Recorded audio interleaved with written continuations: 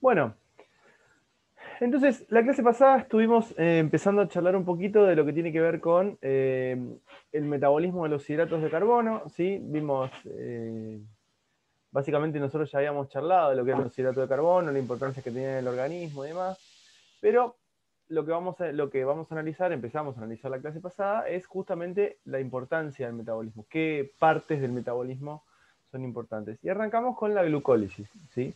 Yo les mandé un videíto y aparte estuvimos charlando toda la clase de justamente los distintos pasos de la glucólisis, ¿sí? Cada uno de esos pasos implicaba una reacción diferente y yo lo que les dije fue, bueno, se los van a tener que aprender, ¿sí? Es importante que entiendan y que se aprendan los pasos de la glucólisis, ¿sí? Más allá de que ustedes se aprendan o no se aprendan las fórmulas, que eso ya depende de la capacidad de cada uno de estudio, lo que es importante es saber qué sustancias yo voy a tener en cada uno de los pasos, ¿sí? Para poder comprender, ¿sí?, qué reacción existe entre cada uno de los pasos. Saber las enzimas que forman parte de la glucólisis, ¿sí?, cada una de ellas, y en general de qué cofactor, o mejor dicho, de qué coenzima están acompañadas, ¿eh? O qué tipo de sustratos forman parte de la reacción. Eso es lo que habíamos visto en la clase pasada. Yo les pedí por favor que se aprendan bien la glucólisis porque la íbamos a usar, ¿sí? Partíamos de la glucosa, que la glucosa se convierte en glucosa 6-fosfato, que se convierte en fructosa 6-fosfato, ¿sí? Esto que estaba acá, junto con la conversión de la fructosa 6-fosfato en fructosa 1,6-bifosfato, ¿sí? Y partir la molécula a la mitad para obtener gliceraldehído 3-fosfato y dihidroxicetona-fosfato, estábamos hablando de la primera etapa de la glucólisis, ¿sí? O sea, partimos desde la glucosa y cuando obtenemos gliceraldehído 3-fosfato y dihidroxicetona-fosfato, ya termina la primera parte de la glucólisis. Siempre recordando que la dihidroxicetona-fosfato, esta que está acá, se va a convertir en gliceraldehído 3-fosfato, ¿sí?, para poder continuar con la glucólisis. Y a partir de acá, todo lo que íbamos a obtener era doble, ¿sí? Era doble. Esto que van a ver acá son algunas cositas que yo armo siempre, los tengo armadas para metabolismo de hidratos de carbono, pero no son cosas que les vayan a tomar, no es que no se los van a tomar, sino que tienen que tener una idea o más o menos manejarlo, que esto ya lo habíamos charlado, ¿sí? Recuerden que la glucosa cuando ingresa al citoplasma es fosforilada y una vez que es fosforilada no puede salir, ¿sí?, del citoplasma, como que queda atrapada en el citoplasma. Esto es algo que ya se los había dicho, pero bueno, acá lo tienen de una manera más gráfica. Fíjense que acá está la membrana, ¿sí? Y demás. Estos sí son cositas un poquito más complicadas, que implica que se va a otros puntos, pero lo que sí es importante de esto, que tienen que tener en cuenta, es que la glucosa 6-fosfato, que la tenemos acá, ¿sí?, sirve en varios metabolismos, no solamente en este, ¿sí?, no solamente en la glucólisis. Justamente vamos a ver hoy estos metabolismos, las vías de la pentosa fosfato, y la otra que está acá es la formación de glucógeno, ¿sí? Son los dos que nosotros vamos a estar analizando hoy entre aquellos. ¿Sí? Les voy a pasar un poquito más rápido que la glucólisis, porque si bien son importantes, por ahí es más importante que los conozcan, que sepan que existen, no tanto tener en cuenta cada uno de los pasos como pasa con la glucólisis, o por ahí aprenderlos de una manera un poco más general, ¿sí? Manejar más la generalidad. Estos son mecanismos, perdón que lo... Esto que está acá les cuento son todas las reacciones de la glucólisis y qué enzima forma parte de cada una de ellas. Por ahí les sirve, ¿sí?, esto para tener en cuenta. Vieron que cada uno estudia como puede, ¿sí? Algunas cosas tienen cada uno de los pasos, ¿sí?, y la enzima asociada a cada uno de esos pasos, ¿eh? Esto tiene que ver con la energía, algo que ustedes no toman. Y esto sí, empezar a charlar un poquitito de no solo la glucólisis es lo que está en rosado, ¿sí?, que es lo que nosotros veníamos viendo. Glucosa, glucosa 6-fosfato, fructosa 6-fosfato, fructosa 1,6-bifosfato, ¿ven? Esta es la glucólisis que nosotros estuvimos viendo. Recuerden que a partir de la conversión en gliceraldehído 3-fosfato es cuando nosotros vamos a empezar a ganar energía, como se dice de alguna manera, ¿eh? Acuérdense que a partir de acá todo lo que se obtiene es doble, porque el dihidroxicetonofosfato se convierte en gliceraldehído 3-fosfato. Y lo que está en celeste, es el camino opuesto de la glucólisis, conocido como gluconeogénesis, ¿sí? Gluconeogénesis. La glucólisis es la forma que tiene nuestro organismo de obtener glucosa, ¿sí? de obtener piruvato a partir de la glucosa, y en base al piruvato ya vamos a ver cuáles son los caminos que puede seguir para obtener energía, ¿sí? O sea, la glucosa me sirve a mí no solamente porque me da energía en la glucólisis, sino aparte porque me da NADH y aparte porque me da piruvato, ¿sí? La gluconeogénesis es la forma que tiene el organismo de convertir al piruvato en glucosa, o sea, la reacción opuesta. ¿Se entiende? La reacción opuesta. Ahora les pregunto algo. Si nosotros vamos a obtener ATP para convertir la glucosa en piruvato, vamos a obtener ATP, ¿se acuerdan que obteníamos ATP? ¿La reacción opuesta va a obtener ATP o va a necesitar ATP? Va a necesitar. Va a necesitar ATP, exacto, es la reacción opuesta, por lo tanto va a necesitar ATP, ¿sí? Y otra cosa que les voy a preguntar, de la glucosa hasta el piruvato, ¿es un catabolismo o un anabolismo?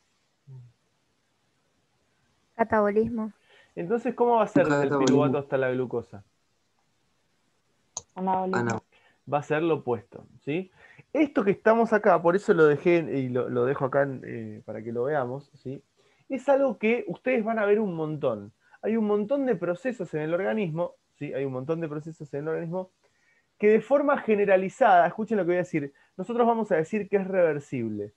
Reversible en el sentido de que la glucosa se convierte en piruvato y el piruvato se puede convertir en glucosa. Ahora, no todos los pasos son reversibles, ¿sí? No todos los pasos son reversibles. Algunos pasos no son reversibles, no permiten que vayan de un lado para el otro, ¿sí? Sino que tienen que tomar caminos alternativos. Ojo con eso, ¿sí?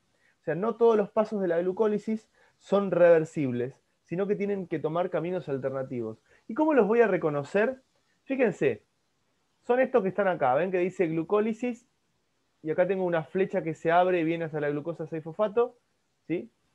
Dice fructosa 6-fosfato y una flecha que se abre y que viene a la fructosa 1,6-bifosfato. Y el fosfonol piruvato tiene una flecha que se abre y se convierte en el piruvato. Estos pasos que están acá, ¿sí? Son pasos que se dicen irreversibles. O sea, para ir para el otro lado, el organismo tiene que tomar otro camino. No puede tomar el mismo camino. No sé si se entiende. O sea, yo puedo llegar de glucosa 6-fosfato a glucosa, pero no por el mismo camino. Tengo que tomar un camino alternativo. Por eso se dice que es irreversible ese paso que está acá, ¿sí? De la glucosa 6-fosfato a la glucosa, ¿eh? Eso es algo muy importante, ¿sí? Que lo vamos a trabajar.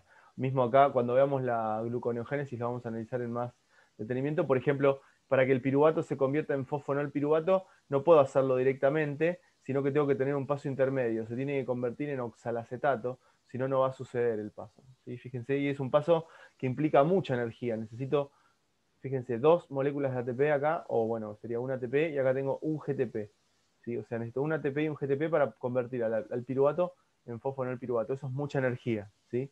O sea, es un paso que implica mucha energía para poder revertirse. Y 2 pasos, no uno, 2. ¿Sí?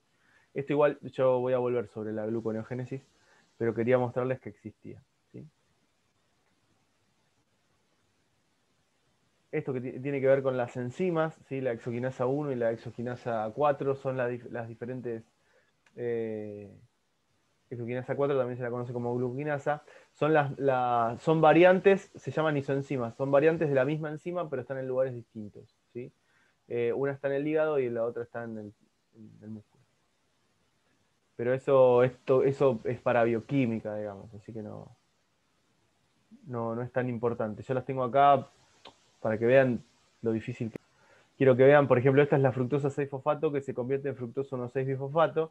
Y fíjense lo que les decía el otro día, que tienen que aprender a leer en los metabolismos. La X, ¿qué quería decir? ¿Se acuerdan o no? La X rojita.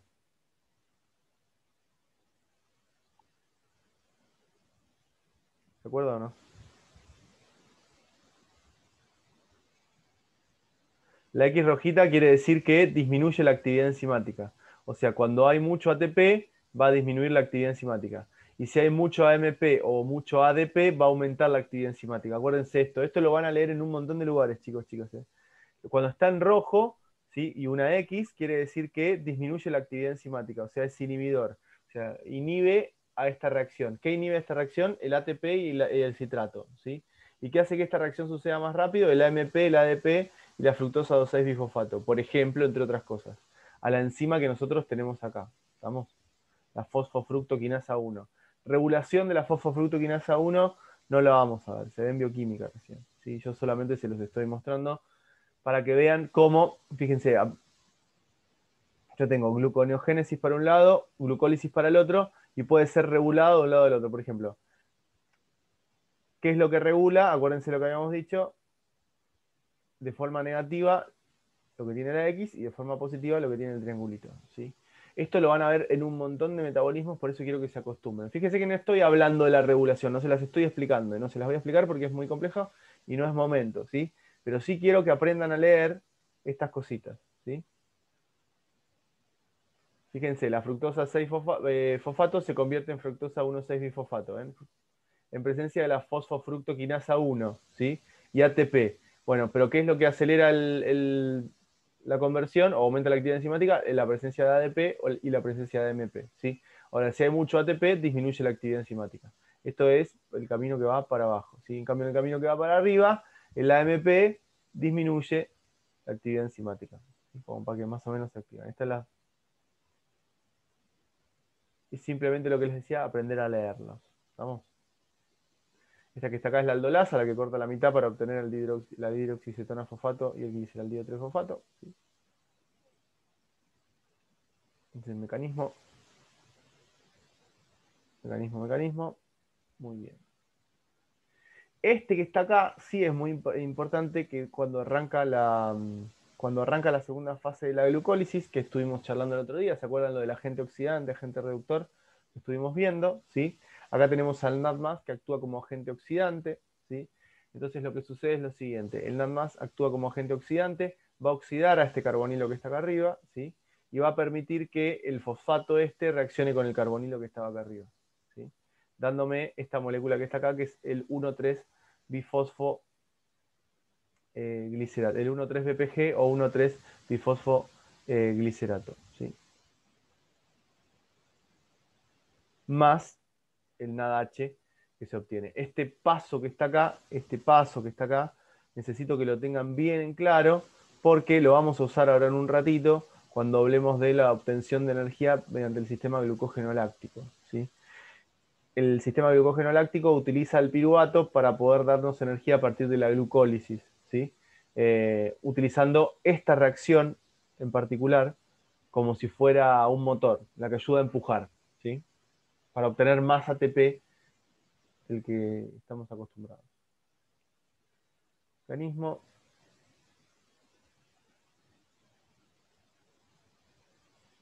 1,3-bifosfoglicerato o 1,3-BPG me da mi primer ATP de recuperación, que en realidad este no es un ATP, sino que son 2 ATP, ¿sí? Esto ya lo vimos en la clase pasada, estoy siendo demasiado bueno con ustedes. Me da 2 ATP, acuérdense, porque a partir de acá siempre son 2, y el 3-fosfoglicerato.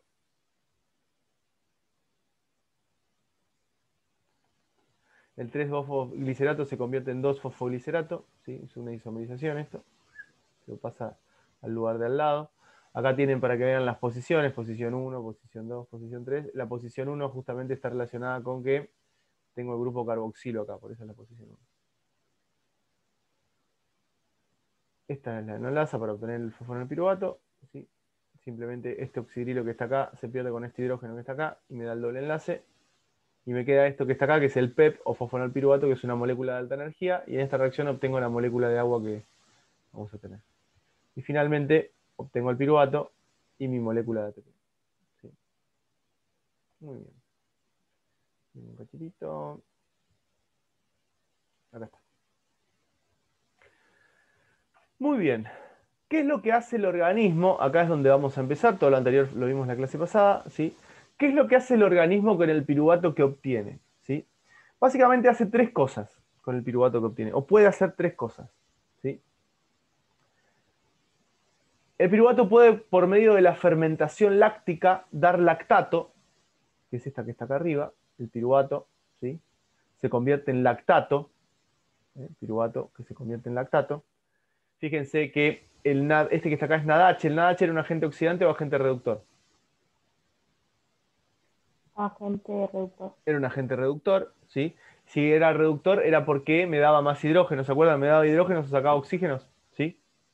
Fíjense, acá tengo carbono unido a un solo oxígeno y acá tengo carbono unido a oxígeno y un hidrógeno y otro hidrógeno. ¿Ven que le hizo ganar hidrógenos? ¿Sí? O sea, el NADH le hizo ganar hidrógenos al piruvato, lo convirtió en lactato. ¿Sí? Piruvato que se convierte en lactato, me termina dando la aparte NAD+.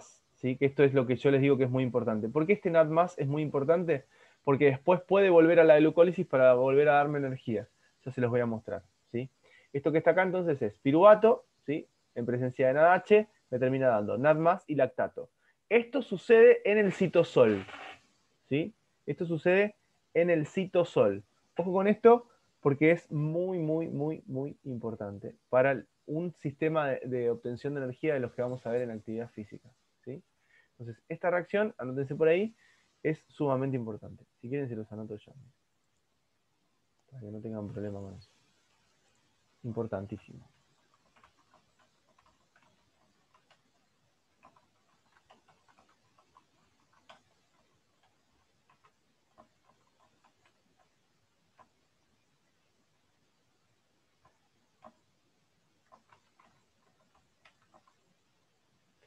Importante para el sistema glucógeno láctico, ¿sí? Que lo corro un poquitín y...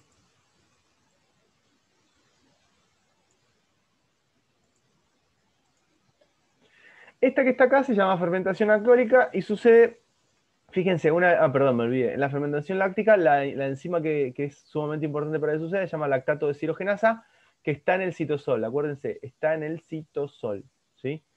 Y después la fermentación alcohólica, que a partir del piruvato, ¿sí? Me termina dando etanol. ¿Ven que está acá? Etanol. Esta es la fermentación alcohólica, ¿sí? A partir del piruvato me termina dando etanol, ¿sí? Esta no la van a usar casi, ¿sí? Simplemente saber que a partir del piruvato obtienen por descarboxilación acetaldehído y después etanol. Pero esto no lo van a usar casi. La que van a usar es esta que está acá arriba. ¿Estamos? Muy bien.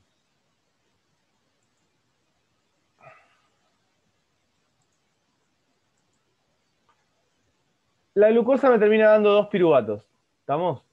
La glucosa me termina dando 2 piruvatos. Esto que está acá les muestra cómo a partir de la galactosa o de la manosa o de la fructosa, ¿sí? Podemos también obtener energía. Galactosa, manosa y fructosa, ¿sí? Son hidratos de carbono. La galactosa y la manosa son epímeros de la glucosa. ¿Se acuerdan que los habíamos conocido? ¿Sí? Son epímeros de la glucosa.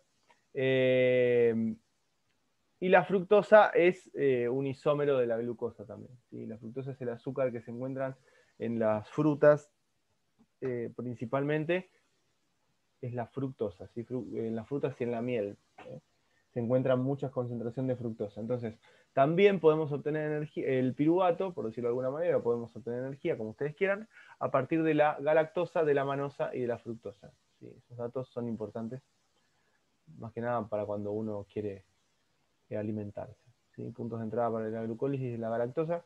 Con este dibujito que está acá alcanza. Vamos a hacerlo grabar. Tener en cuenta que la galactosa va a ingresar directamente como glucosa 6-fosfato y que la manosa va a entrar como fructosa 6-fosfato y que la fructosa puede entrar como dihidroxicetona-fosfato o como gliceraldehído 3-fosfato, cualquiera de las dos me puede dar, ¿sí?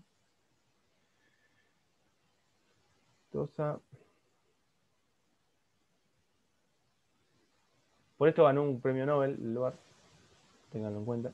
Metabolismo de galactosa vía el camino del Edward.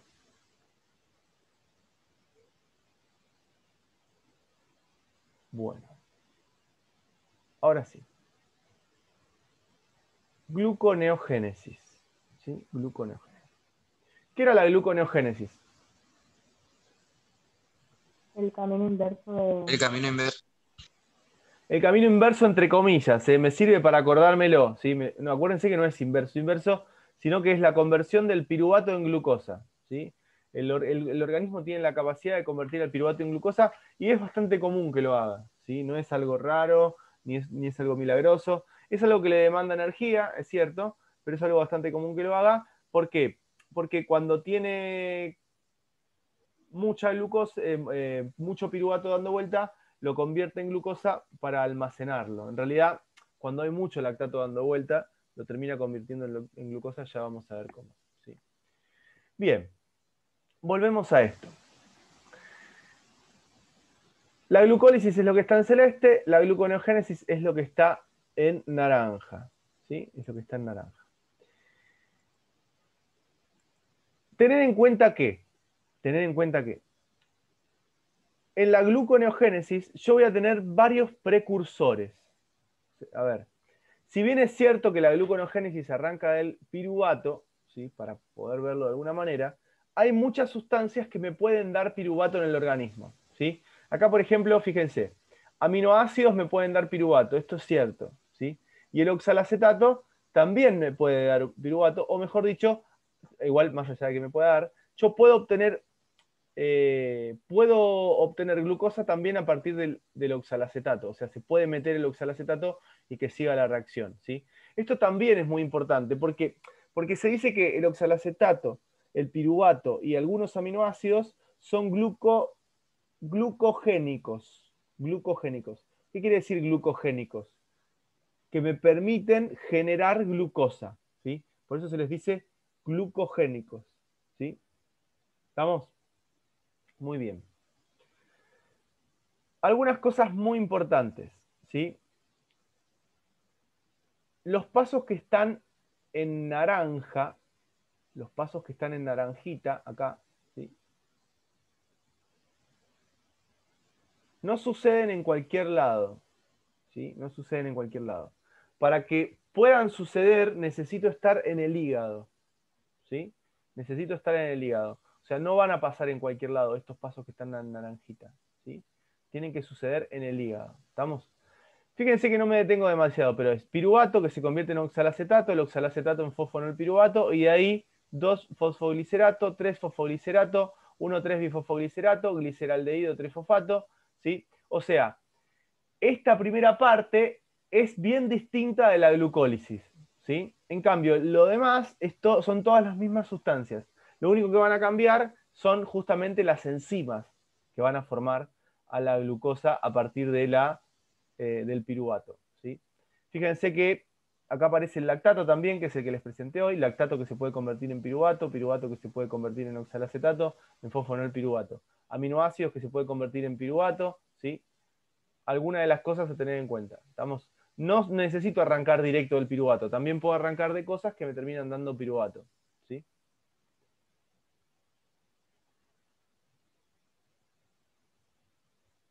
Fíjense, acá tenés piruvato que se convierte en oxalacetato obteniendo un dióxido, por medio de un dióxido de carbono. O sea, yo tengo que agregar un dióxido de carbono. Y acá tienen la reacción. ¿Ven? El piruvato, acá se lo ponen como bicarbonato, pero puede ser dióxido de carbono. En presencia de ATP, o sea, estoy consumiendo energía, ya obtengo el oxalacetato. El primer paso, consumo energía, ¿sí? Lactato que se convierte en piruvato. El piruvato entra a la mitocondria, ¿sí? Eso me olvidé decirles arriba, les pido disculpas, ¿sí? La obtención del oxalacetato es dentro de la mitocondria, ¿sí? La obtención del oxalacetato es dentro de la mitocondria. La obtención del fosfonolpiruvato es dentro de la mitocondria. ¿Estamos? Fíjense. Yo puedo obtener, a partir del piruvato, ¿sí? A partir del piruvato voy a obtener el oxalacetato dentro de la mitocondria, ¿sí?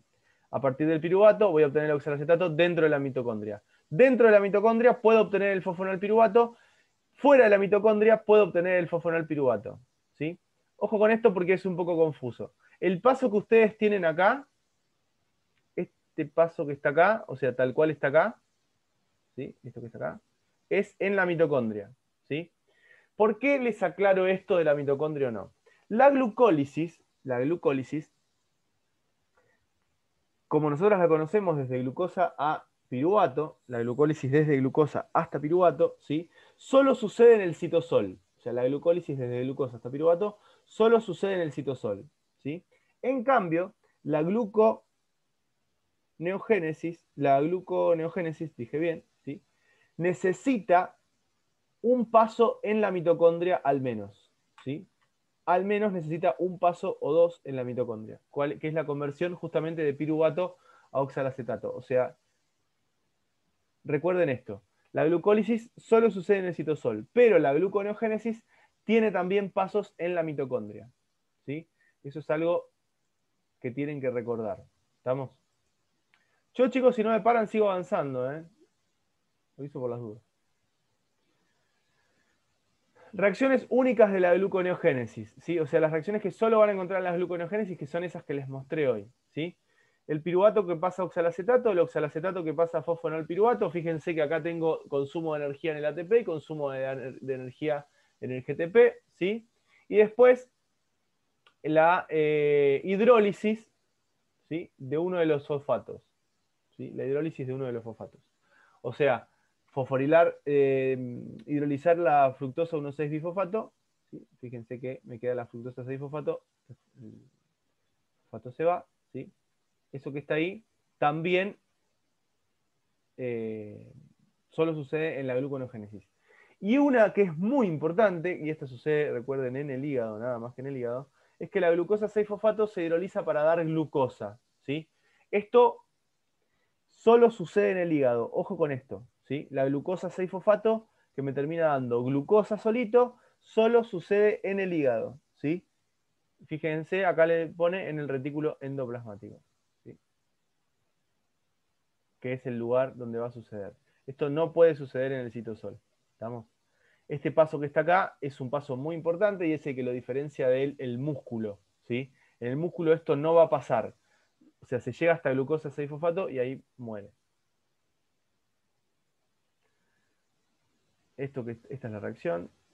Acá están todas las reacciones, ¿sí? De la gluconeogénesis a partir del piruvato, ¿sí?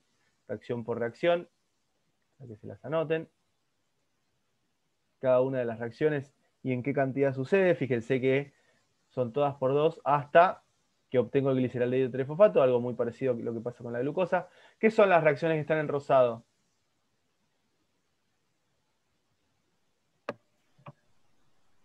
Las irreversibles. Las irreversibles, muy bien. Las reacciones que están en rosado son las irreversibles y únicas de la gluconeogénesis. ¿Sí?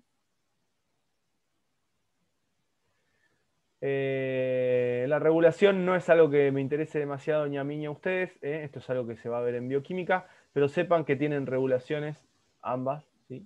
Y están bastante relacionadas. Y esto sí les va a interesar un montón y lo vamos a usar un montón cuando veamos actividad física, ¿sí? Que es el ciclo de Cori. El ciclo de Cori es un ciclo que sucede en dos lugares, particularmente, que es en el músculo y en el hígado. ¿Sí? Es en el músculo y en el hígado. Es un ciclo, o sea que lo puedo hacer empezar de cualquiera de los, como yo tenga ganas, digamos. ¿Sí? Pero básicamente la glucólisis, ven que acá la tengo, ¿sí?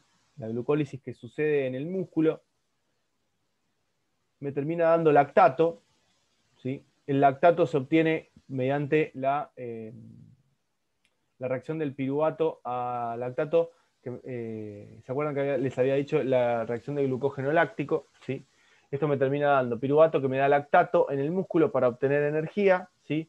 Y aparte me da NAD+, ese NAD+ vuelve a la glucólisis para darme NADH, que otra vez me vuelve a dar piruvato, que otra vez me vuelve a dar lactato, ¿sí? Esto es un ciclo interminable, mientras haya reactivo lo va a suceder. El piruvato me va a dar lactato, ¿sí? Y este lactato pasa a la sangre, y acá es donde está el ciclo, ¿sí? Acuérdense, glucosa a piruvato, glucólisis, ¿sí? La glucólisis. Piruvato, en presencia de la lactato deshidrogenasa, me da lactato, ¿sí? El lactato pasa a la sangre, es la única forma, lo que les voy a explicar ahora, es la única forma que tenemos de sacarnos encima el lactato. ¿Vieron cuando el músculo duele después de hacer ejercicio y demás? ¿Sí? Eso es la acumulación de ácido láctico, de lactato, y la única forma que tenemos de que nos deje de doler es que eso pase a la sangre. Por eso hay que elongar, por eso hay que mantenerse en movimiento, para que favorezca la circulación, ¿sí? El lactato pasa a la sangre, y una vez que el lactato está en la sangre, va al hígado, y en el hígado el lactato se convierte en piruvato, el piruvato se convierte en glucosa por medio de la gluconeogénesis, ¿sí? Y la glucosa vuelve a la sangre, vuelve al músculo, me da piruvato, me vuelve a dar lactato, vuelve a la sangre, vuelve al hígado, me da la glucosa. ¿Se entiende cuál es el ciclo? ¿Sí? El ciclo es como reutilizar siempre la misma molécula de glucosa. ¿Se entiende? Es glucosa que se convierte en piruvato, que se convierte en lactato, que va a la sangre. El lactato de la sangre va al hígado. En el hígado el lactato se convierte en piruvato, que se convierte en glucosa, que va a la sangre, que me sirve de nuevo para darme energía. ¿Se entiende cómo funciona esto, sí o no? Sí, sí. Miren que lo vamos a usar, esto lo vamos a usar cuando veamos las distintas formas de obtener energía en el ejercicio, lo vamos a usar, ¿sí? Bastante. Perdón, me tiró el cuello. Este es el ciclo de Cori, ¿está? Regulación, no. Regulación, no. Miren lo que son las regulaciones estas que les esperan para bioquímica, miren. Son un despelote. Yo las dejé para que vean nomás, ¿sí? Cómo están reguladas. Qué es lo que activa una, desactiva la otra, cómo se activa, cómo se desactiva, ¿sí?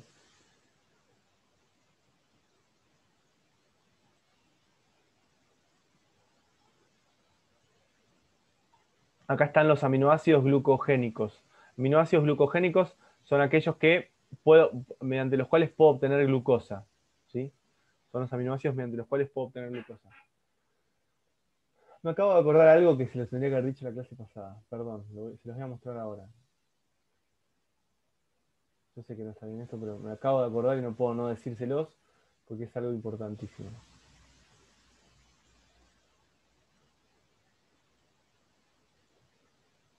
Necesito acá la glucólisis.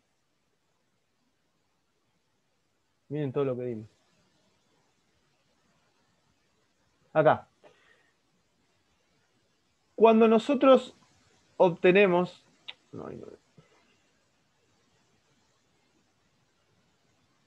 Acá.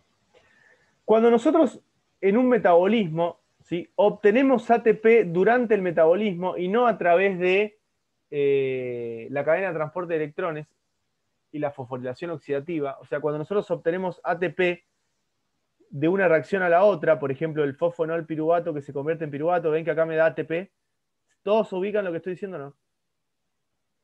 O sea, si yo obtengo ATP durante el metabolismo y no en la fosforilación oxidativa, o sea, en la cadena de transporte de electrones, allá en la mitocondria y demás, o sea, obtengo ATP ahí, tiene un nombre eso, se llama, que se dice que se obtiene ATP a nivel de sustrato. ¿Escucharon lo que dije? O sea, si obtengo ATP en una reacción que forma parte de un metabolismo, se dice que estoy obteniendo ATP a nivel de sustrato, ¿sí? A nivel de sustrato. No así pasa con cuando lo obtengo en la fosforilación oxidativa en la mitocondria, ¿sí? Pero si yo lo obtengo acá, se dice que es ATP a nivel de sustrato. ¿Se entiende lo que acabo de decir? Porque a veces les preguntan eso. ¿Dónde se obtiene ATP a nivel de sustrato en la glucólisis? En el paso 7 y en el paso 10. ¿Me siguen lo que digo? O sea, desde 1,3-bifosfoglicerato a 3-fosfoglicerato y desde fosfonol piruvato hasta piruvato. Ahí se obtiene ATP a nivel de sustrato. Es algo que se lo tenía que haber dicho en la clase pasada y me acordé recién, no sé, de pedo. ¿Sí? Tener ATP directamente sería. Obtenés Sin tener que ATP a nivel de convertirlo sustrato. primero. Sin necesidad de pasar por la fosforilación oxidativa.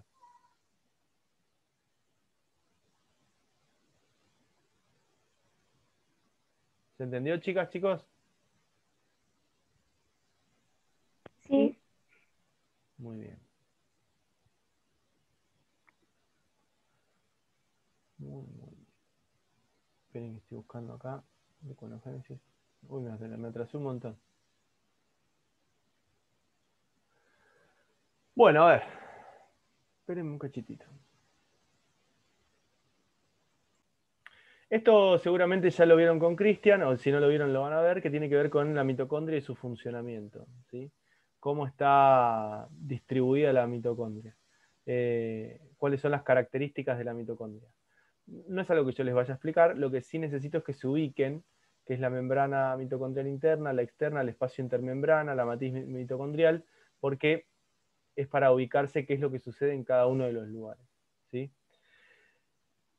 más allá de que sea un aminoácido, un ácido graso o la glucosa, ¿sí? Todos pueden tener lo que se conoce como el metabolismo oxidativo relacionado con la respiración celular, ¿sí?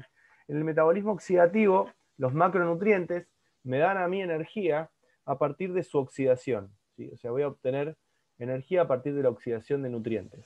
Nosotros, fundamentalmente, nos vamos a quedar al principio con esta parte que está acá, ¿entiendes?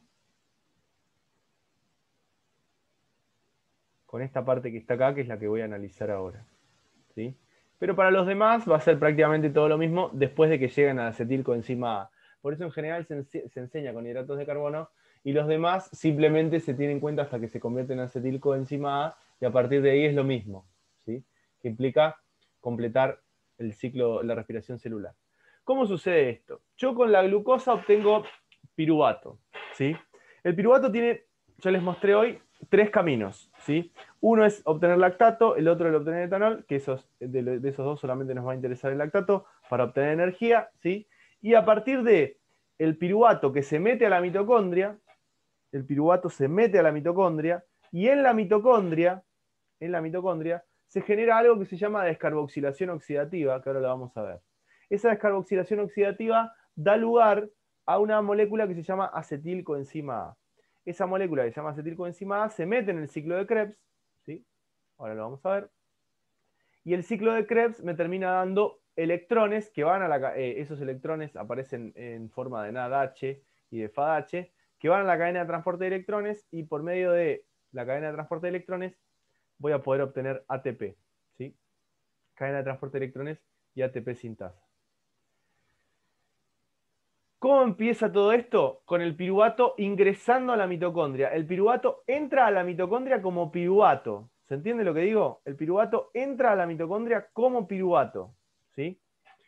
O sea, glucólisis, piruvato, entra a la mitocondria. Una vez que entra a la mitocondria, obtengo el acetilcoenzima A, ¿sí? Acetilcoenzima A y se libera una molécula de dióxido de carbono. ¿Estamos con esto? ¿Sí? En presencia de un agente oxidante. ¿Cuál es el agente oxidante?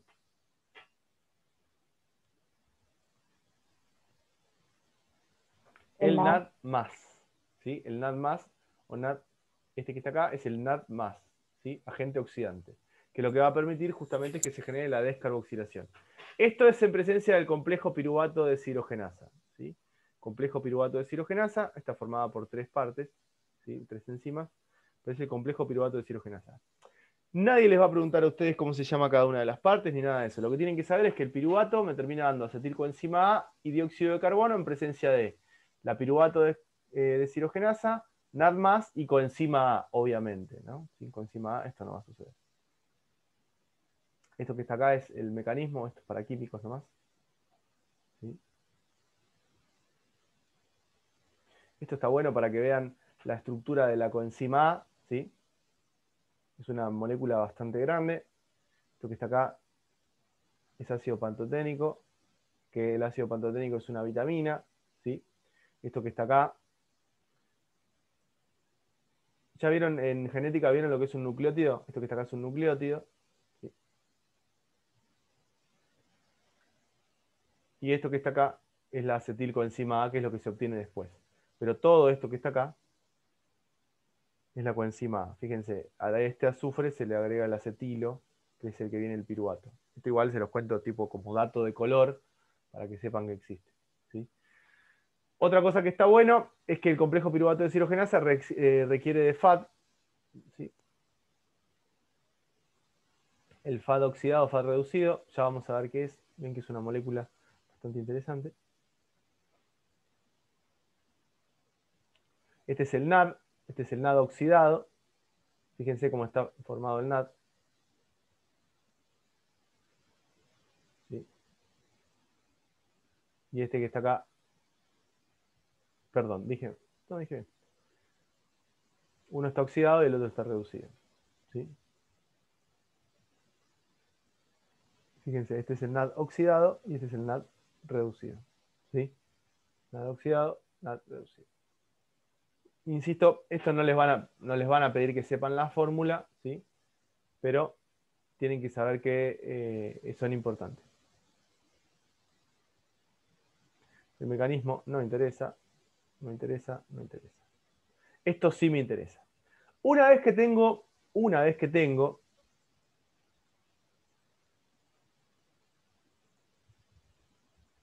la acetilcoenzima A, o sea, el piruvato, entra a la mitocondria en presencia de la piruvato de deshidrogenasa convierte al piruvato en acetilcoenzima A, ¿sí? La acetilcoenzima A está lista para ingresar al ciclo de Krebs, ¿sí?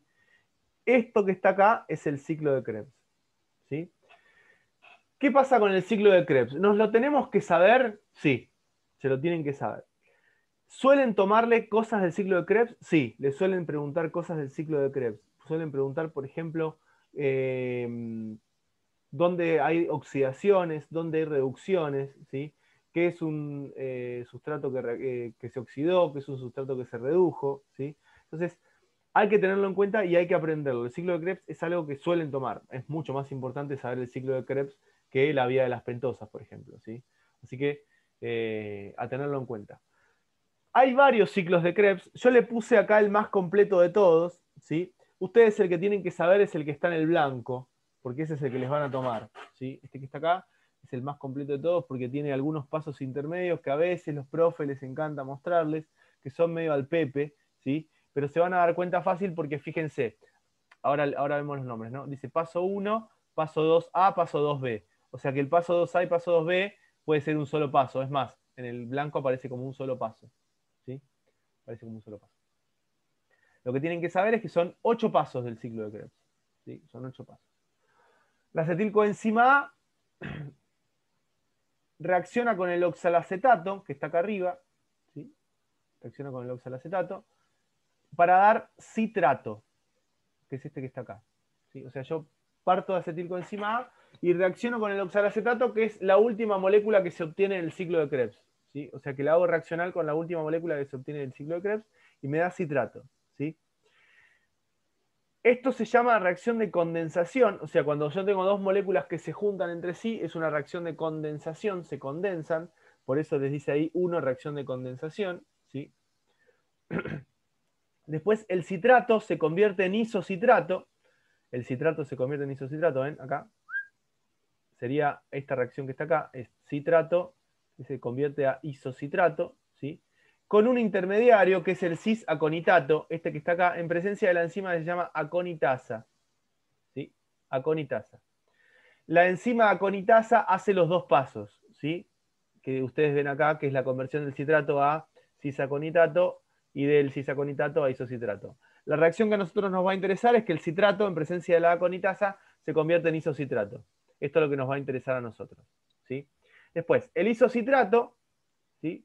El isocitrato, en presencia de la isocitrato deshidrogenasa, ¿sí? Que es la que dice acá, esta que está acá, sería el paso 3, sufre una descarboxilación. Descarboxilación quiere decir que pierde un dióxido de carbono, ¿sí? Fíjense que acá hay un dióxido de carbono acá abajo, y acá, perdón, ¿es el de abajo el que pierde? No, acá. Acá tengo un dióxido de carbono, en realidad tengo carbono, oxígeno, oxígeno, y acá ya no está, ¿sí?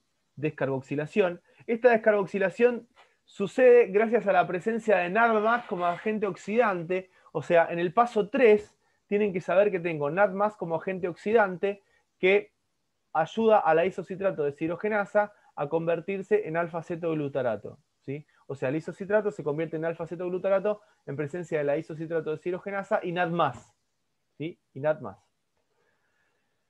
El alfa-cetoglutarato es muy famoso, lo van a escuchar en un montón de lugares, ¿sí? El alfa-cetoglutarato se convierte en succinilcoenzima A, ¿sí? Por medio de una descarboxilación en presencia de NAD+, otra vez, ¿sí? Otra vez, mediante la enzima alfa-cetoglutarato deshidrogenasa. Escúchenme una cosa. Tanto el paso 3 como el paso 4, ¿sí? Me van a terminar dando a mí NADH. O sea, obtengo NADH. El NADH y el FADH son los encargados de transportar los electrones hacia la cadena de transporte de electrones que vamos a ver hoy. Entonces, en todos los pasos donde aparece el NADH y en todos los pasos donde aparece el FADH, es muy importante porque esos pasos son los que después me van a dar los electrones para la cadena de transporte de electrones, ¿sí? Entonces, paso 3, obtengo NADH, paso 4, obtengo NADH. ¿Sí? La succinil coenzima A se va a convertir en succinato.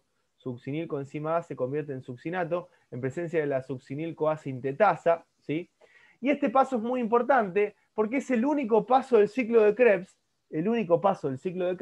que me termina dando energía. O sea, me da una molécula de GTP. O sea, obtengo succinato y GTP. ¿Sí? Este GTP funciona como haber obtenido ATP a nivel de sustrato. O sea, estoy obteniendo energía a nivel de sustrato. Recuerden que el ATP es energía para nosotros. ¿Sí? La hidrólisis del ATP me termina dando energía. Perdón, me duele un poco el cuello.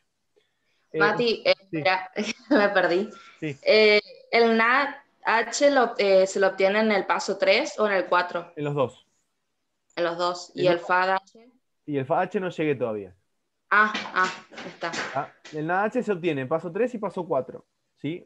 Paso 3 y paso 4 obtenés NADH. En el paso 5 obtenés GTP. Obtenés GTP a nivel de sustrato. O sea, estás obteniendo energía a nivel de sustrato. ¿Sí? Es el único paso del ciclo de Krebs que te da energía. Después, el succinato cuando se convierte en fumarato, succinato que se convierte en fumarato, paso 6, en presencia de la succinato de cirogenasa. Ojo con esto, porque la succinato de cirogenasa es una enzima que está compartida con la cadena de transporte de electrones. ¿Sí? Me va a terminar dando FADH. FADH. También es un transportador de electrones el FADH. O sea, el NADH que obtuve en el paso 3 transporta electrones. El NADH que obtuve en el paso 4 transporta electrones. Y el FADH que obtuve en el paso 6 también transporta electrones. ¿Sí? Este que está acá, recuerden que la succinato de cirogenasa también se encuentra en la cadena de transporte de electrones. ¿Sí?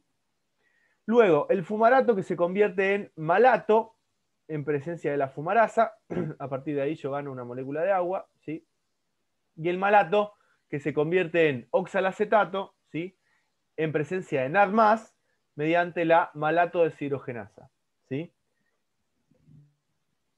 El NAD+ también me da NADH. En el paso 8 también obtengo NADH. ¿Sí? Entonces, paso 3, paso 4 y paso 8 obtengo NADH. ¿Sí? Paso 6 obtengo FADH. Paso 5 obtengo GTP. ¿Sí? Las dos descarboxilaciones son en el paso 3 y en el paso 4. ¿Sí? Siempre que ustedes tengan presencia de NADH, el NADH va a actuar como agente oxidante. Perdón, dije mal. Siempre que ustedes tengan NAD+, el NAD+ va a actuar como agente oxidante y voy a obtener NADH. ¿Sí? Que el NADH va a ser un agente reductor que lo vamos a ver más adelante. ¿Sí? ¿Alguna duda con esto? ¿Me quieren preguntar algo? Paso por paso. ¿Sí? Esto lo voy a pasar rápido porque lo expliqué recién. Acetilcoenzima A reacciona con el oxalacetato para darme el citrato. ¿Sí? En presencia de la citrato sintasa. ¿Estamos? No les voy a explicar los metabolismos de cada uno de ellos.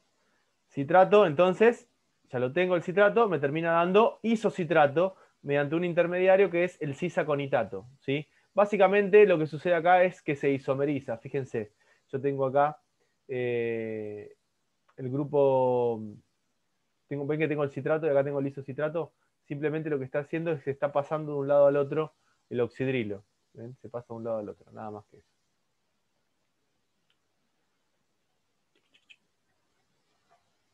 El isocitrato, ¿sí? En presencia de NAD+, me va a terminar dando alfa-cetoglutarato y una descarboxilación. ¿Sí? Acuérdense. NAD+ y una descarboxilación. El alfa-cetoglutarato en presencia de NAD+ y coenzima A me termina dando el NADH que estoy buscando, igual que en el paso anterior, y obtengo succinil coenzima A y dióxido de carbono. Descarboxilación. ¿Sí? Descarboxilación. Después tengo esta es la misma reacción, ¿sí? Alfa-cetoglutarato, que es muy famoso, lo vamos a usar bastante, ¿sí? Es un alfa-cetoácido, ¿sí? Se llaman alfa-cetoácidos, presencia de NAD+ y coenzima A me va a dar la del succinil coenzima A y el NADH, descarboxilación, el verde es este mismo que está acá, ¿sí? Succinil coenzima A en presencia de GDP me va a terminar dando GTP, fosforilación a nivel de sustrato, obtengo energía, ¿sí? Y succinato. El succinato, en presencia de la succinato de cirogenasa, recuerden que la succinato de cirogenasa está en la cadena de transporte de electrones, me va a terminar dando fumarato, ¿sí? Me va a terminar dando fumarato, succinato va a terminar dando fumarato. ¿Estamos? Esto es FADH, o sea, me sirve para transportar electrones. El fumarato simplemente se hidrata y me termina dando el malato. Y el malato, otra vez, oxidación, el malato se oxida para darme oxalacetato. ¿Sí? Y NADH que va a la cadena de transporte de electrones. Acuérdense que los NADH y el FADH van a la cadena de transporte de electrones. ¿Sí? Este sería como si fuera el ciclo resumido con todas las cosas importantes que nosotros tenemos que encontrar. ¿Sí? Muy bien, vamos a hacer una cosita. A veces uno con las filminas no sabe bien qué poner, si poner todo, poner mucho, poner poco, entonces en general pongo mucho y después voy sacando.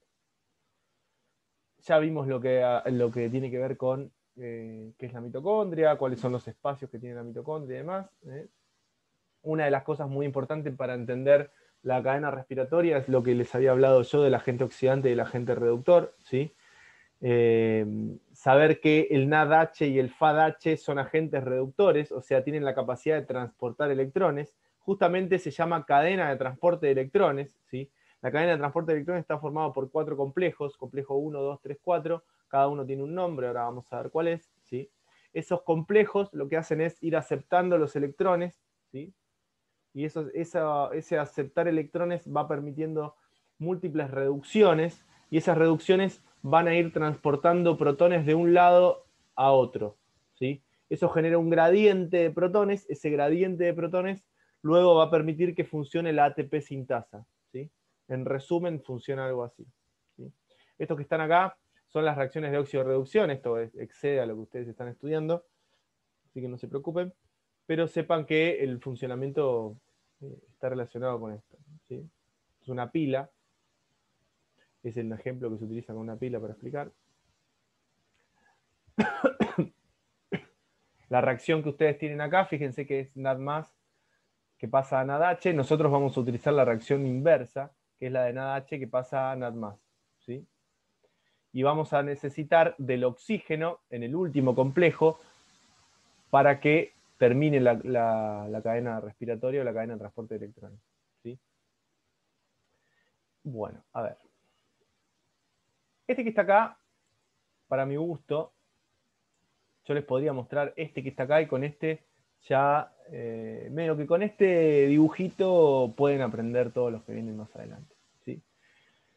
Complejo 1 es una flavoproteína, algo que tienen que tener en cuenta, que es muy importante. Se la conoce como NADH coenzima Q óxido reductasa, ¿sí? Complejo 1 o NADH óxido reductasa. Complejo 2 también es una flavoproteína, ¿sí? Conocida como succinato coenzima Q óxido reductasa, ¿sí? Esta es la NADH coenzima Q y esta es la succinato coenzima Q. En realidad se la conoce como NADH óxido reductasa o NADH deshidrogenasa, ¿sí? Succinato deshidrogenasa, que ya le habíamos puesto el nombre, son los nombres más comunes, ¿sí? Recuerden, NADH deshidrogenasa o succinato deshidrogenasa es el nombre que más se utiliza, ¿sí? Y lo que tienen acá adentro, ven, NADH deshidrogenasa, succinato deshidrogenasa. Si quieren les voy a ir escribiendo los nombres así no se me confunden con los otros. Voy a poner acá, complejo 1, NADH deshidrogenasa. Voy a escribir un poquito más chiquito.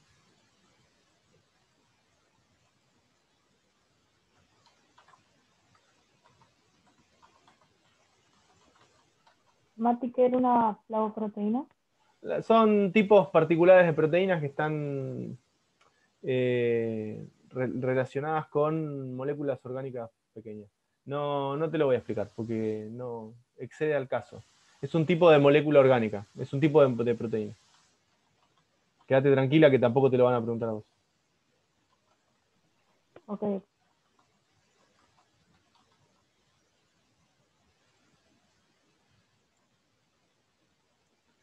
Son proteínas que están relacionadas al FAD, al NAD y compañía. Tiene que ver con eso. NADH deshidrogenasa es el complejo 1, FADH deshidrogenasa es el complejo 2, ¿sí? Complejo 3 es se lo conoce como citocromo C. Acá no está el citocromo, acá está. Citocromo C, ¿dónde está el complejo 3? Acá está. Citocromo C reductasa, ¿sí? Citocromo C reductasa es el complejo 3. Citocromo C reductasa. ¿Sí? Y citocromo C oxidasa es el complejo 4.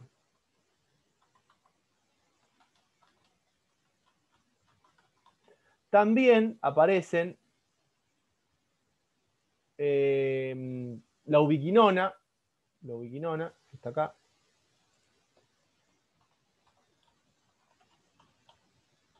La ubiquinona no tiene carácter proteico a diferencia de las demás, o sea, no es una proteína. ¿Sí? La ubiquinona no es una proteína. El citocromo C, que acá está, sí es una proteína. ¿Sí? El citocromo C sí es una proteína. La ubiquinona no es una proteína. ¿Sí? Es una molécula chiquitita, no es una proteína. ¿Sí? O sea que para nosotros va a ser complejo 1, complejo 2, ¿sí? O NADH deshidrogenasa, FAH deshidrogenasa, ubiquinona, ¿sí? Ubiquinona, citocromo C reductasa o complejo 3, citocromo C, complejo 4 o citocromo C oxidasa. Eso va a ser la cadena respiratoria o la cadena de transporte de electrones. ¿Cómo funciona esto? Básicamente, el NADH entrega sus electrones, ¿sí? Al complejo 1. El NADH entrega sus electrones al complejo 1. El complejo 1 entrega sus electrones a la ubiquinona, ¿sí? La ubiquinona entrega sus electrones al complejo 3. Estoy dando el caminito nomás, ¿sí? El complejo 3 entrega sus electrones al citocromo C, el citocromo C entrega sus electrones al complejo 4. Los electrones que llegan al complejo 4 sirven para que el oxígeno de la respiración se convierta en agua, ¿sí? O sea, reduzco al oxígeno. Se genera la reducción del oxígeno. ¿Se entiende? Acá se genera la reducción del oxígeno. O sea, paso el oxígeno a agua. Lo estoy reduciendo, ¿sí? Ese es un camino. El otro camino es que el FAD sería el succinato, ¿sí? El succinato entrega sus electrones al FAD, el FAD entrega sus electrones a la ubiquinona, ¿sí? A ver, dije mal. El succinato entrega sus electrones al complejo 2, el complejo 2 entrega sus electrones a la ubiquinona entrega sus electrones al complejo 3, el complejo 3 entrega sus electrones al citocromo C y el citocromo C entrega sus electrones al complejo 4 para que se reduzca el oxígeno. Esos son los dos caminos posibles para la cadena respiratoria o cadena de transporte de electrones, ¿sí? O sea, yo puedo ir desde el complejo 1 o desde el complejo 2, ¿sí? Y voy a ir pasando los electrones. ¿Estamos? Voy a ir pasando los electrones. Esto para lo que nosotros estamos analizando, ¿sí? Vamos a borrar acá. Pasamos a una. Estos que están acá tiene que ver con cómo están formados. Acá también están cómo están formados cada uno de ellos, ¿sí? NADH, FMN, centros de hierro azufre, el FAD, centros de hierro azufre, ¿sí? La ubiquinona es ubiquinona, los citocromos tienen citocromos, ¿sí? Tienen grupos, los citocromos tienen grupos hemo, ¿sí? Esto tiene que ver con la estructura, no les toman estructura de la cadena de transporte de electrones, así que no hay problema. Lo mismo, acá están los nombres, ¿sí? Ven, NADH, ubiquinona reductasa, succinato, ubiquinona reductasa, ubiquinona C, citocromo reductasa. Hay diferentes nombres, depende del texto, por eso yo les puse los nombres que les suelen tomar a ustedes en el apunte. Recién lo borré, pero en la fotito que les voy a mandar está, así que no se preocupen, ¿sí? Tiene que ver con los nombres, estas reacciones no importan. Estos son los citocromos que aparecen en los complejo 3 y complejo 4. Complejo 3 y complejo 4 tienen citocromos. Esta es la coenzima Q o la ubiquinona, ven que no es una proteína, ¿sí? Estos son los centros hierro-azufre que se encuentran en el complejo 1 y en el complejo 2, ¿sí? Esto es una cuestión estructural. Estas son las reacciones redox que suceden en la cadena de transporte de electrones. Hay un montón de reacciones redox o de óxido de reducción. Justamente se generan oxidaciones y reducciones. ¿Qué era una oxidación?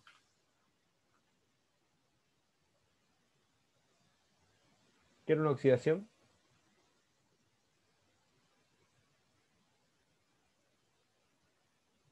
La pérdida de electrones.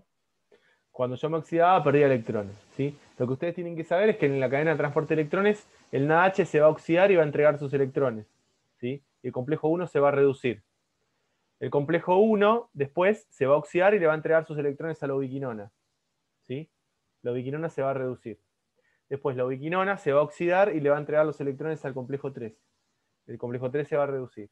Después el complejo 3 se va a oxidar y le va a entregar sus electrones al citocromo C. El citocromo C se va a reducir. Después el citocromo C le va a pasar sus electrones, se va a oxidar y le va a pasar sus electrones al complejo 4, ¿sí? El complejo 4 se va a reducir. Después el complejo 4 se va a oxidar y le va a pasar sus electrones al oxígeno, ¿sí? Y el oxígeno se va a reducir y se va a convertir en agua.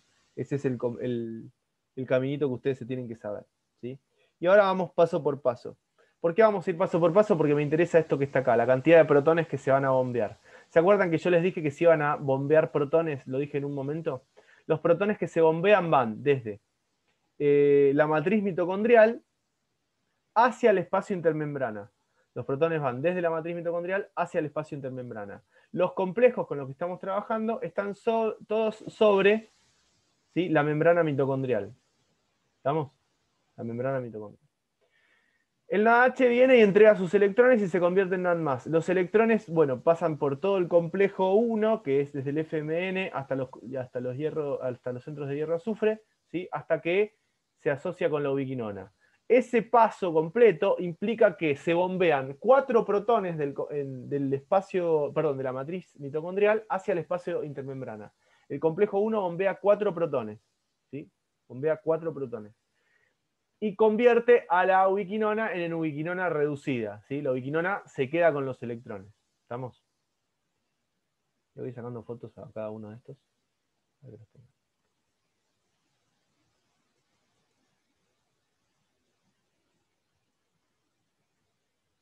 Seguimos con la ubiquinona, esto es lo mismo, sí, otra fotito un poquito más linda nomás, ¿sí?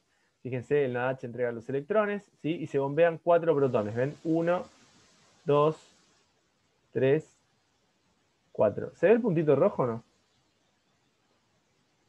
Sí, sí. La ubiquinona tiene la particularidad que se desplaza por el espacio intermembrana, ¿ven? Por acá.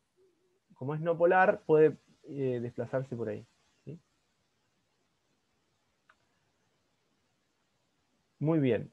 La ubiquinona, ¿sí?, la ubiquinona no va a darle sus electrones al complejo 2, sino que se los va a dar al complejo 3. ¿Sí? La ubiquinona le va a dar los electrones al complejo 3. ¿Sí?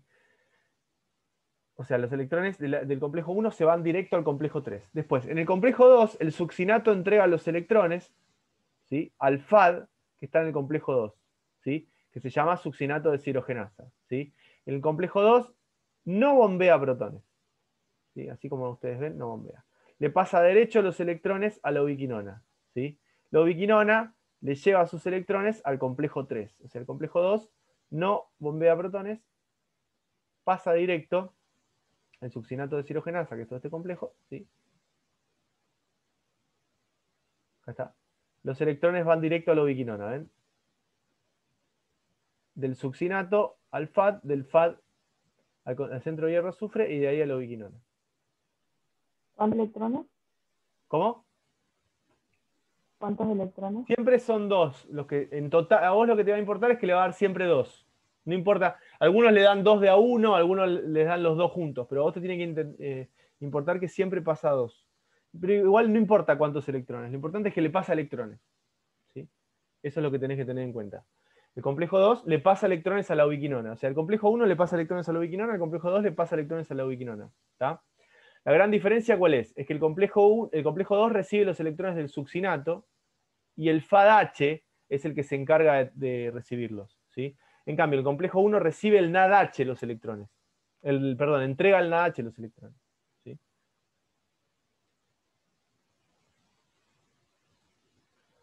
Complejo 3, el complejo 3 es mucho más complicado estructuralmente, tiene muchas más subunidades. Esperen que quiero buscar un gráfico más simple.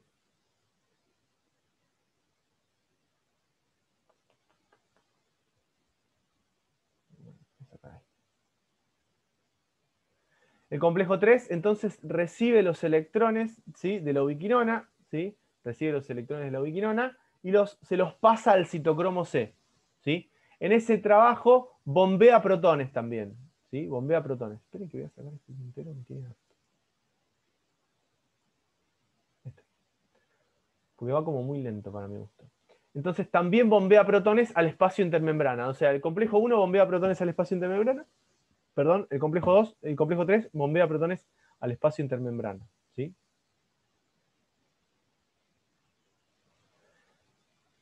Y los electrones se los termina dando al citocromo C, ¿sí? O sea, recibo los electrones de la ubiquinona, los recibe el complejo 3 le pasa los electrones al citocromo C. El citocromo C se desplaza en el espacio intermembrana. Dije bien, se desplaza en el espacio intermembrana, no por la membrana como la ubiquinona, en el espacio intermembrana, ¿sí? Perfecto. El complejo 3 bombea protones, ¿sí? Bombea 2 protones, el complejo 3, ¿sí? Ojo con esto. Complejo 1 entonces bombea 4, el complejo 3 bombea 2, ¿sí? Bombea 2.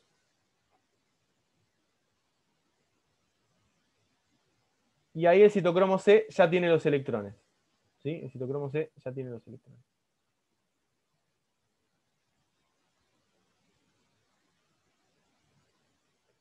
Complejo 4. El complejo 4, los electrones se los trae el citocromo C, ¿sí? El complejo 4, los electrones se los trae el citocromo C, que vienen navegando por el espacio intermembrana. Entrega los electrones, ¿sí? Y estos electrones permiten que se bombeen 4 protones, pero aparte de eso, o sea, acuérdense que se van al espacio intermembrana, esos 4 protones que se están bombeando, una de las cosas que tienen que tener en cuenta es que desaparecen de la matriz mitocondrial, acá está, no sé si lo ven, desaparecen de la matriz mitocondrial, ¿sí? 4 protones por cada molécula de oxígeno. Desaparecen de la matriz mitocondrial 4 protones por cada molécula de oxígeno. Eso hace que haya menos protones todavía. ¿Por qué? Cuando los electrones empiezan a depositarse en la cadena de transporte de electrones y empieza a suceder todo el pasaje, ¿sí?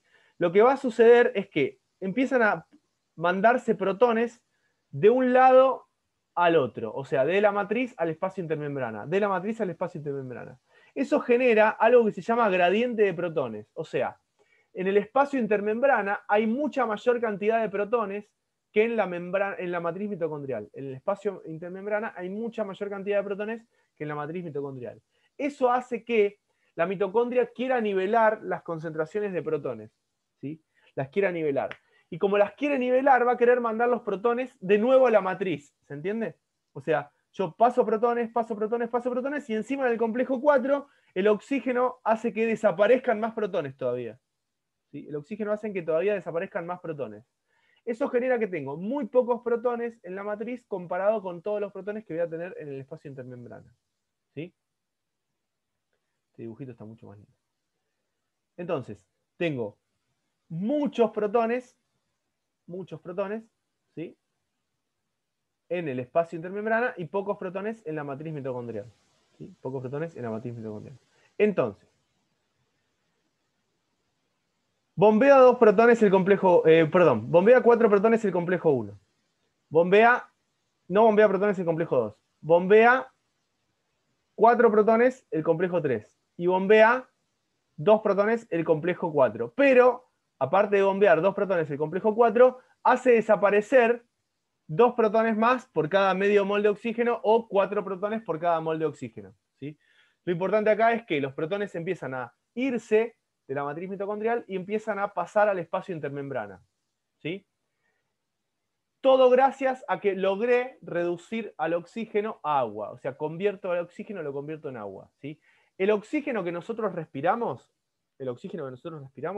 viene para acá, ¿sí? Viene al complejo 4. Y acá es donde actúa. El oxígeno que respiramos actúa en el complejo 4 de la mitocondria, ¿sí? De la cadena de transporte de electrones. Acá tenemos paso por paso. Y acá es lo que les explico. La concentración de protones es mucho más grande, o sea, es casi, se vuelve como si fuera positivo, ¿sí? En el espacio intermembrana que en la matriz mitocondrial. ¿Sí? Hay mucha mayor concentración de protones en el espacio intermembrana que en la matriz mitocondrial. Esto genera un desajuste y el organismo va a intentar de alguna manera equilibrarlo. ¿Sí?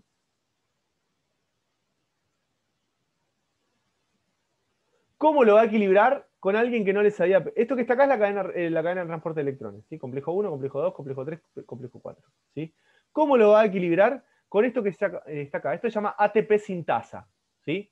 La ATP sintasa es el único camino que tienen todos los protones que están de este lado para volver a la matriz. O sea, todos los protones que quedaron del lado del espacio intermembrana van a querer volver a la matriz. ¿Por dónde van a volver a la matriz?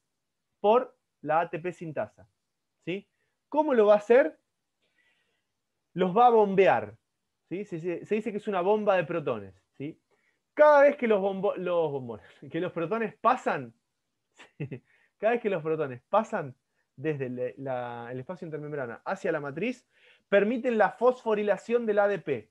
El ADP, este que está acá, ¿sí? Se fosforila y me termina generando ATP. ¿Qué era el ATP para nosotros? Energía. Era la energía. ¿Sí? Entonces, ¿qué pasa? Cada vez que se bombean protones, que pasan los protones, el ADP se convierte en ATP, gracias a la ATP sintasa. Ese es el trabajo. Gracias al gradiente de protones, el ADP se convierte en ATP. ¿Sí? Y este es el objetivo final de toda la cadena de transporte de electrones. La de fosforilar, ¿sí? Fosforilar a los ADP. ¿Sí? Esta que está acá es la ATP sintasa. Fíjense, los protones entran por acá, permite que gire, es como que pega la vuelta, y cada vez que pega la vuelta se fosforila el ADP. ¿Sí? Esto es justamente muy importante. O sea que el ADP, el ADP, ¿gracias a qué se fosforila? A la corriente de protones. A la corriente de protones que se genera gracias a quién. A la ATP sintasa.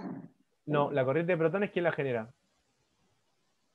La cadena La transportadora. cadena de transporte de electrones que genera el desbalance, ¿sí? Que genera el desbalance de cargas, ¿sí? Que hace que sea mucho más positivo del lado del espacio intermembrana que de la membrana. ¿Sí?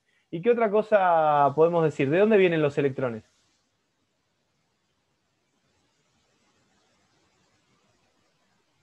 De la matriz.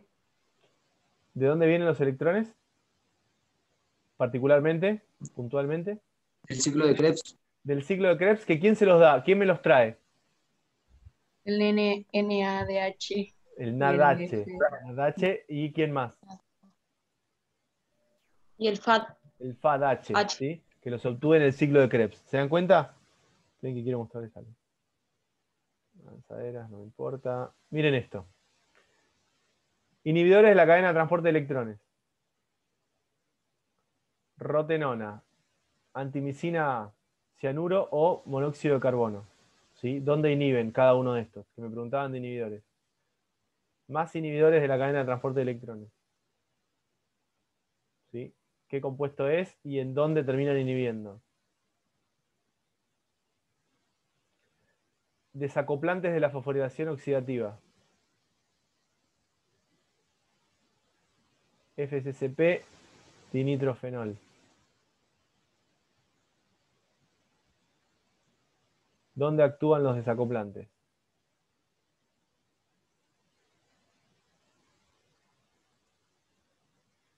Bueno, a ver.